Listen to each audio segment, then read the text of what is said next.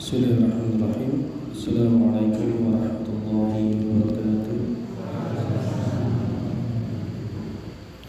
Alhamdulillahi rabbil alamin. Wassalatu wassalamu ala nabiyyina Muhammadin wa ala alihi wa sahbihi ajma'in, amma ba'du. Yang kami hormati segenap takmir masjid Al-Ikhlas, yang kami hormati bapak-bapak dan ibu-ibu, segenap jemaah kajian malam Ahad rahimani wa rahimakumullah. Pertama, mari kita panjatkan syukur kehadirat Allah Subhanahu wa taala, yang mana pada kesempatan malam hari ini kita bisa kembali berkumpul bermuajaah setelah kita tidak berjumpa selama 1 bulan lebih. Dan pada kesempatan malam hari ini kami sampaikan taqabbalallahu minna wa minkum shalihal a'mal. Semoga Allah Ta'ala menerima amal ibadah kita semuanya di bulan suci Ramadan. Allahumma amin. Dan mudah-mudahan kita terus istiqomah untuk mendekatkan diri sampai ajal menjemput kita. Salawat dan salam semoga tercurah limpahkan kepada baginda Nabi Allah Muhammad sallallahu alaihi wasallam, dan juga kepada keluarga, para sahabat, dan mereka yang mengikuti beliau hingga di akhir nanti. Bapak Ibu yang kami hormati, pada kesempatan malam hari ini kita akan melanjutkan pembahasan kita dengan pembahasan yang baru setelah kita sudah memahami dan mempelajari muqaddimah, pendahuluan dari kitab Al-Arba'un Haditsan fi Mabani Islam wa Qawaidid Din. 40 hadis tentang fondasi agama Islam dan kaidah dalam agama. Dan kesempatan malam hari ini kita akan masuk pada hadis yang pertama, yaitu hadis tentang niat. Hadis tentang apa? Niat. Al-Imam An-Nawawi rahimahullah mengatakan, An Amiril Mu'minin Abi Hafsin Umar bin Khattab radhiyallahu anhu qala, dari Amirul Mu'minin Abu Hafs Umar bin Khattab, semoga Allah meridhai beliau mengatakan, sami'tu Rasulullah sallallahu alaihi wasallam yaqulu, aku pernah mendengar Rasulullah sallallahu alaihi wasallam bersabda, innamal a'malu binniyati wa innama likulli imri'in ma nawa. Sesungguhnya amal-amal itu tergantung pada niat-niatnya, dan setiap orang mendapatkan apa yang dia niatkan. Faman kanat hijratuhu ila Allah wa rasulih, barang siapa yang hijrahnya untuk Allah dan Rasulnya, fa hijratuhu ila Allah wa rasulih, maka hijrahnya itu tercatat sebagai hijrah untuk Allah atau hijrah kepada Allah dan Rasulnya. Wa man kanat hijratuhu lidunya yusibuha, barang siapa yang hijrahnya untuk dunia yang ingin dia raih, au imra'atin yankihuha, atau hijrahnya diniatkan untuk mendapatkan wanita istri yang ingin dia nikahi, fa hijratuhu ila ma hajara ilaihi, maka hijrahnya itu tercatat sebagai hijrah dengan tujuan apa yang dia niatkan. Rawahu Imam al-Muhadditsin. Hadis ini diriwayatkan oleh 2 imam ahli hadis, yaitu Abu Abdullah Muhammad bin Ismail al-Bukhari. Yang pertama imam situ Imam Bukhari. Yang kedua, wa Abu Husain Muslim bin Al-Hajjaj Al-Qushairi An-Naisaburi. Yang kedua adalah Imam Muslim. Jadi hadis ini diriwayatkan oleh Imam Bukhari dan juga Imam Muslim. Dan kedua imam hadis ini adalah ahli hadis yang paling dikenal dengan kesahihannya. Sampai-sampai dikatakan kitab yang paling sahih setelah Al-Quran adalah kitab Sahih Bukhari, dan juga muridnya yaitu Sahih Muslim. Jadi kalau ada sebuah hadis disebutkan di sana hadis riwayat Al-Bukhari atau hadis riwayat Muslim atau hadis riwayat Bukhari dan Muslim, maka kita bisa meyakini bahwa hadis ini benar-benar diucapkan oleh baginda Nabi Muhammad sallallahu alaihi wasallam. Salah satu hadis yang diriwayatkan secara sahih adalah hadis tentang niat. Fi sahihaihima alladaini huma ashahul kutubil musannafah. Hadis ini diriwayatkan oleh Imam Bukhari dan Imam Muslim di dua kitab hadis beliau, yaitu Sahih Bukhari dan Sahih Muslim. Dan kata Imam Nawawi, alladaini huma ashahul kutubil musannafah. Dua kitab ini adalah dua kitab paling sahih yang pernah disusun. Baik.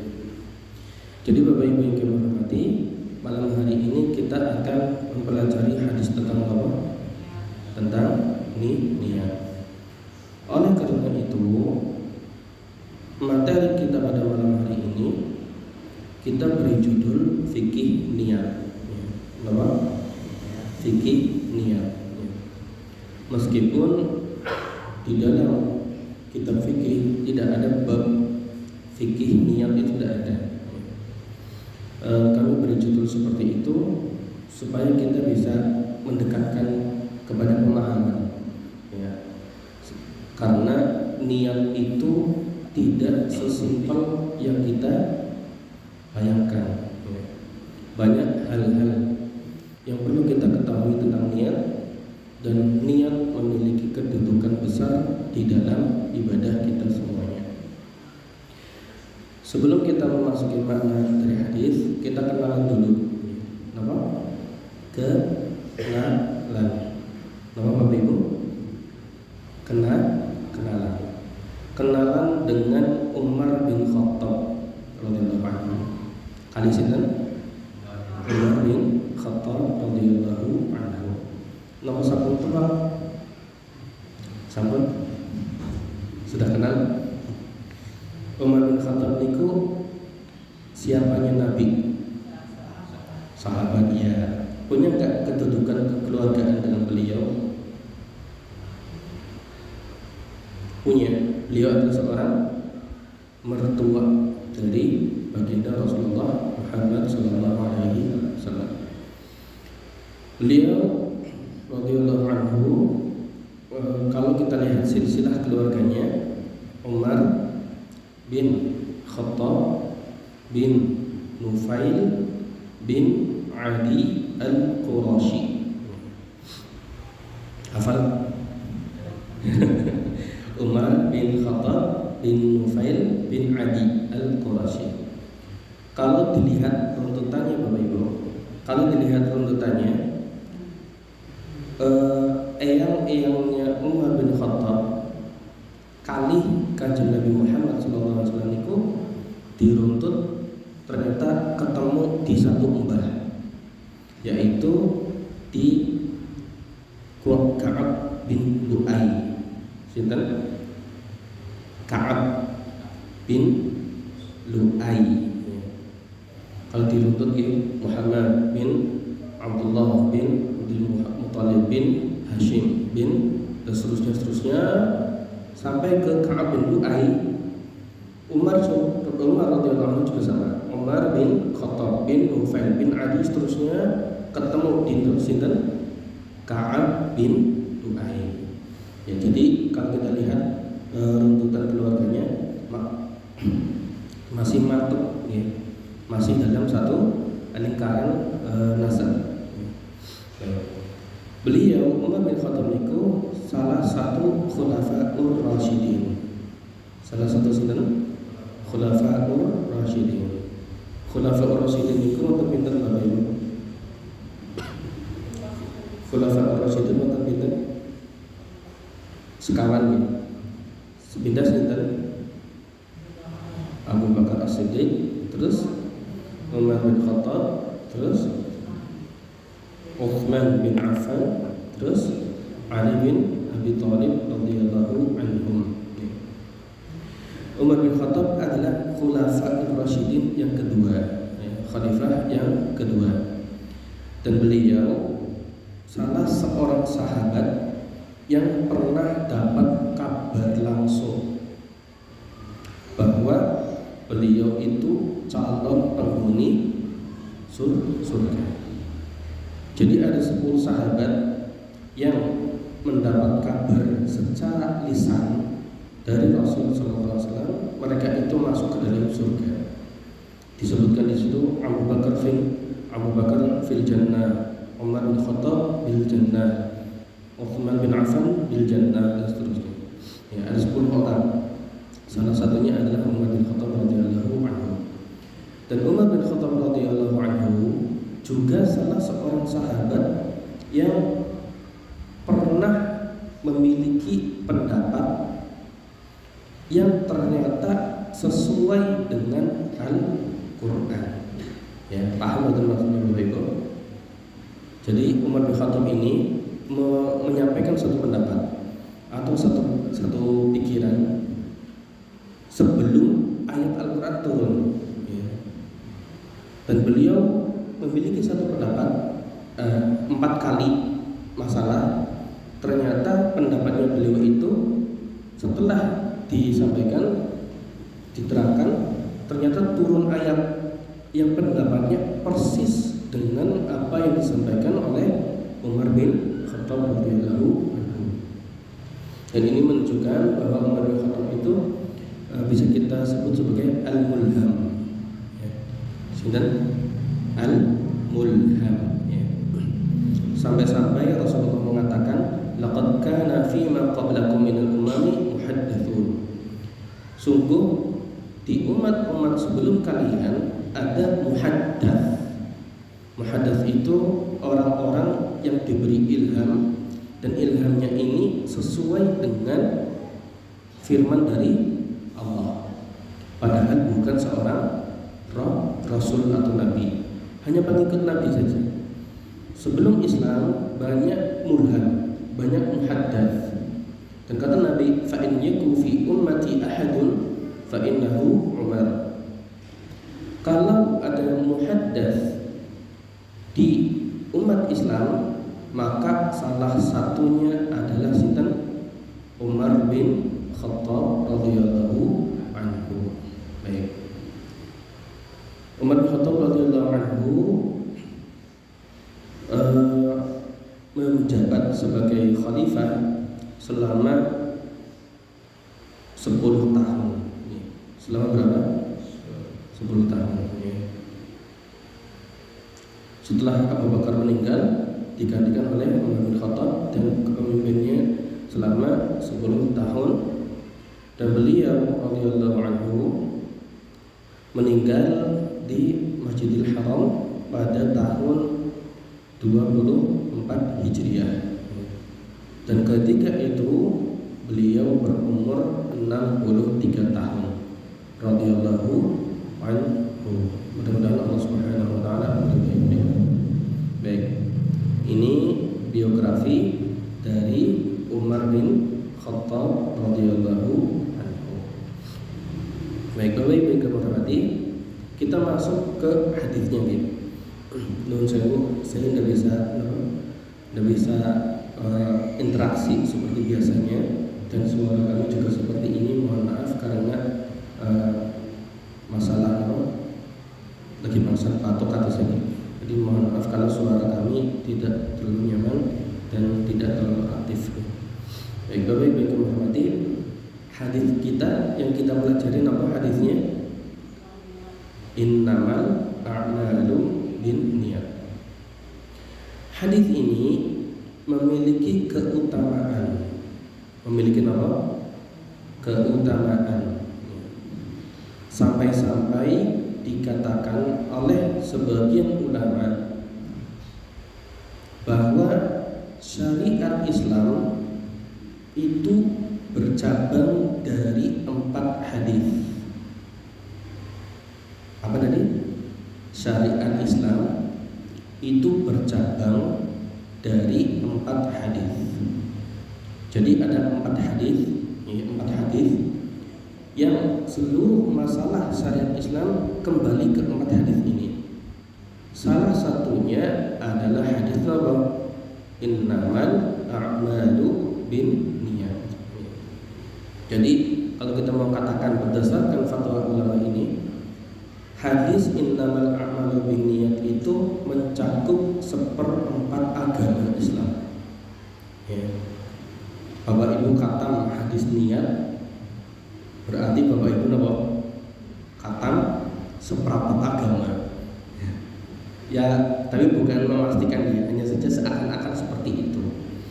Ya, bahkan Imam Muhammad bin Idris Asy-Syafi'i rahimahullah taala, beliau sampai mengatakan yadkhulu fi 70 baban minal fiqh. Hadis niat ini masuk di dalamnya 70 bab dari masalah fikih. Berapa bab? 70 bab fikih masuk dalam hadis innamal a'malu binniyat.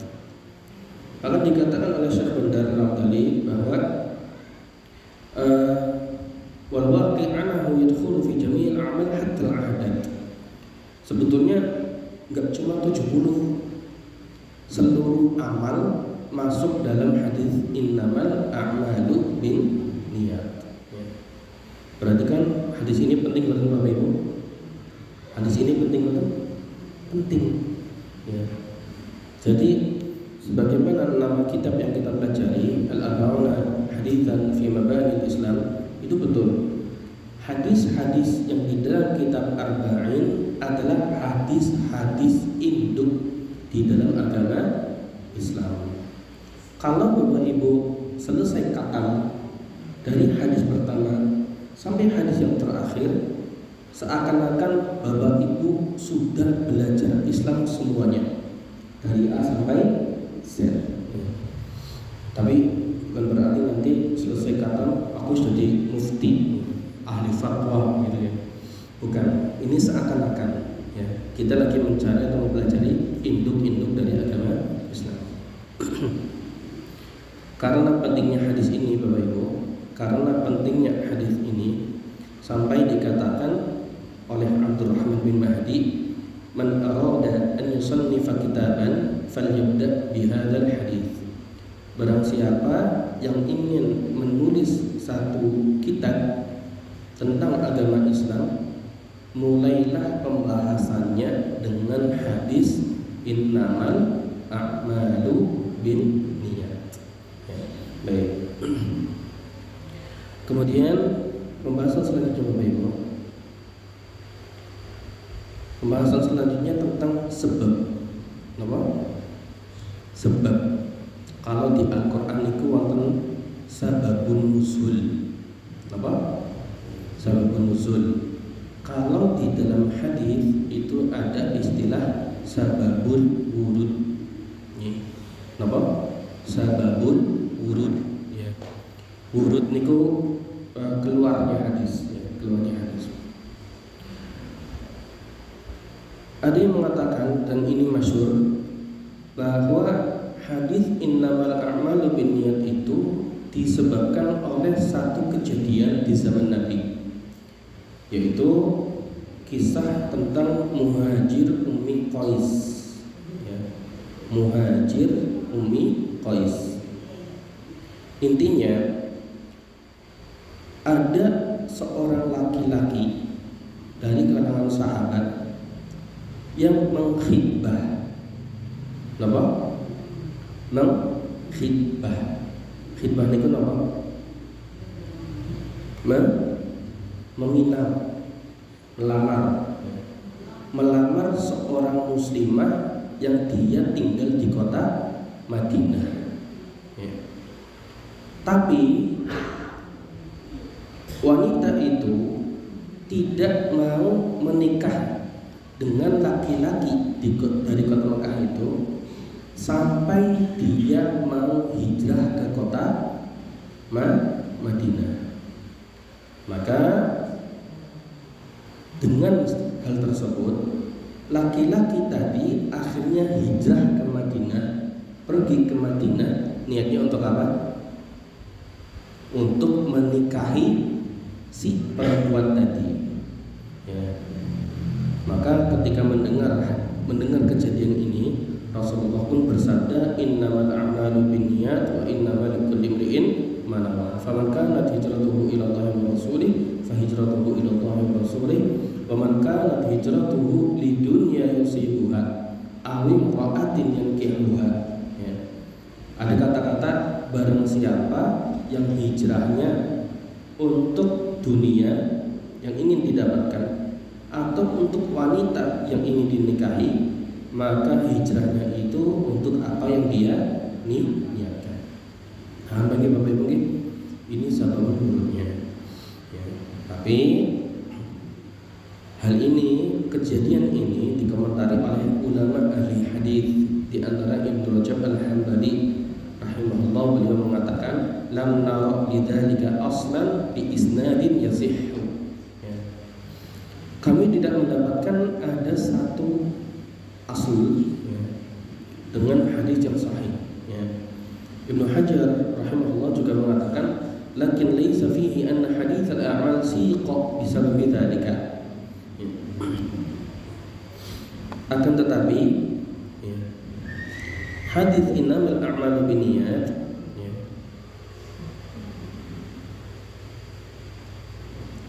kata Ibnu Hajar, lakin laisa fihi anna hadits al-a'mal siqa bisababi dzalika. Akan tetapi hadis innamal a'malu binniyat itu tidak disebabkan oleh kejadian tadi Muhajir Ummi Qais. Walam ara fi syai'in min at-turuqi. Tidak aku lihat atau temukan ada jalur riwayat tentang hal tersebut. Ma yaqtadi at-tasrih bidzalika. Yang mengandung tasrih, penjelasan tentang hal tersebut, bahwa hadis innamal a'malu binniyat sababul nurulnya adalah Muhajir Ummi Qais. Jadi kesimpulannya, kalau pembicaraan hadis innamal a'malu binniyat sababul nurulnya yang ini sudah masyhur, sudah terkenal di kalangan para ahli ilmu, sebabnya adalah Muhajir Ummi Qais. Ternyata kisah Muhajir Ummi Qais ini dikomentari bahwa tidak sahih. Artinya bisa jadi hadis Nabi innamal a'malu binniyat itu tidak disebabkan oleh kisahnya orang Mekah yang berhijrah ke Madinah ingin menikahi wanita. Ya. Ini yang mengatakan bukan kami, ini yang mengatakan adalah Ibnu Rajab dan juga Ibnu Hajar. Ibnu Rajab dan Ibnu Hajar, ya. Dan juga dinukilkan oleh Imam Tabarani di dalam kitab Al-Mu'jamul Al-Kabir, ya. Dan juga Ibnu Hajar di dalam kitab Jami'ul Ulum wal Hikam dan juga kitab Fathul Bari. Baik, ini sebabul nurul. Kita masuk ke hadisnya nih Bapak Ibu. Kita masuk ke hadisnya. Niki kula kecepatan mboten? Kecepatan mboten? Mboten ya. Kita masuk ke hadisnya. Disebutkan di sini bahwa amal-amal itu tergantung pada niatnya. Ya, amal itu tergantung pada niatnya. Ya. Dan sebetulnya orang yang beramal itu pasti punya niat. Apa ana wong ora sengaja sholat kan mboten nggih. Apa ana wong ora sengaja puasa. Aku wis buka yang ora sengaja sedemikian puasa apa ada? Kan enggak ya. Jadi orang itu semuanya punya niat, pasti punya niat. Perbedaannya adalah bagaimana niat di dalam hati seseorang. Bagaimana niat di dalam hati seseorang. Sehingga sebagian ulama mengatakan amal itu jadi amal soleh atau jadi amal toleh. Ada amal soleh, ada amal toleh. Solih dan tolih. Amal soleh dan amal toleh, amal saleh dan amal salah. Itu tergantung pada niatnya. Tergantung pada niatnya. Dan amal itu jadi sebab kita mendapatkan pahala atau tidak mendapat pahala, itu didasarkan pada niatnya. Maka ketika kita sudah memahami hal ini Bapak Ibu, hendaknya selain kita ketika ibadah, sholat, kemudian puasa, baca Quran, adzan, ceramah, sedekah dan lain sebagainya, selain kita mempersiapkan syarat dan rukunnya, kita juga harus punya fokus lebih pada masalah niat, masalah niatnya. Jangan sampai amal ibadah jadi kebiasaan. Paham kan? Ada nggak orang yang ibadah tapi tercatat kebiasaan tok untuk ibadah? Contoh sholat itu kan 5 kali sehari. Nek wong wis biasa boleh sholat, nggak ada niat untuk ibadah. Ibadah sholatnya itu bukan ibadah, tapi kebiasaan. Paham Bapak Ibu? Puasa Ramadan, orang kepenak isin wis gede orang puasa, niatnya apa berarti? Niatnya mbok diomong wis gede orang puasa. Nah ini niatnya juga salah. Ya, tentang niat, tentang puasa, di masalah puasa disebutkan dalam imannya, disebutkan dalam ayatnya imanan wahtisaban. Iman itu berarti aku melakukan ibadah ini karena ini perintahnya Allah. Ihtisab berarti mengharap pahala dari Allah, mengharap pahala dan ridho Allah. Itu yang namanya niat. Kita juga bisa Bapak Ibu biaskan hal tersebut pada amal sholat kita. Saya sholat itu untuk memenuhi perintahnya Allah. Aku sholat supaya dosa-dosaku terampuni, pahalaku banyak. Kemudian aku sholat supaya aku selamat dari neraka. Aku niat supaya masuk ke dalam surga. Dan itu yang namanya niat. Hati-hati jangan sampai ibadah kita tercampuri dengan urusan yang bukan tujuan ibadah. Sebagian pemuda apa maning nek wis umuran selawat maring dhuwur wis maksane napa? Wis maksane selawat dhuwur biasanya apa? Ya, meminang. Itu jangan sampai membuat image mencari mertua di masjid. Ben apa? Ben dianggap wong rajin, soleh, sholatnya dikhusyuknya, berbojo, bubar. Berarti imannya niatnya salah.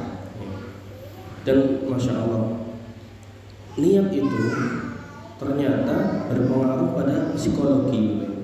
Psikologi itu kejiwaan. Kalau niatnya lurus, orangnya itu bisa istiqomah. Kalau niatnya apa? Bener, itu bisa istiqomah. Contoh puasa Ramadan, salat tarawih. Dina pertama rame, dina keloro rame, dina ketelu rame, dina ke-10 mandan rame, kan gitu nih. Arep ibadah rame banget takbirane. Ini kan berarti ada kesalahan di dalam niat ya. Niat itu mempengaruhi kejiwaan seseorang. Baik. Kemudian selanjutnya Bapak Ibu. Nah, sekarang kita membahas fikih niatnya. Ya, membahas apa? Fikih niat. Jadi niat itu terbagi menjadi dua macam. Ya. Niat terbagi menjadi dua macam. Yang pertama niatul amal, niat amal. Berarti ini berkaitan dengan jenis amalnya. Yang kedua niatul ma'muli lahu, untuk siapa aku beramal. Paham belum? Jadi niat itu kaitannya dengan jenis amalnya dan juga terkait dengan tujuan amalnya. Dipahami ini? Paham betul? Kalau niat amal, niat tentang jenis amal, berarti niatnya saya beramal ini untuk kebiasaan atau untuk ibadah. Ini membedakan antara kebiasaan dan ibadah. Apa ada amal kebiasaan duniawi yang persis dengan ibadah? Ada betul? Ada. Contohnya mandi wajib. Contohnya apa? Mandi wajib.